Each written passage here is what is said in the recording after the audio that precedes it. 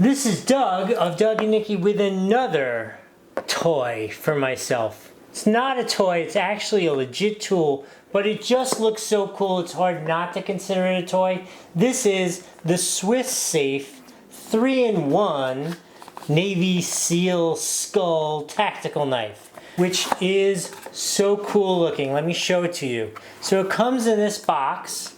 It's a nice box it comes in. Obviously it comes with instructions. And let me pull it out of here and show you.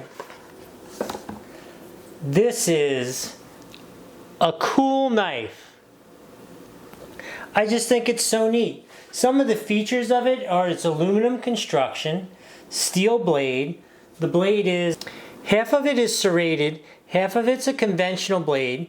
It has a belt cutter. So if you're like stuck in a car, or somebody's stuck in a car, you just go, you hook it in here and it just slices it. It's amazing. It has a glass breaking point on it. So this point is if you need to break the glass on the car, you just go and it breaks the glass. It's amazing how easily and quickly that works. And it has a clip for your belt. Outside of that, it is super cool. It looks so, am I allowed to say badass? But it does. This is a great knife.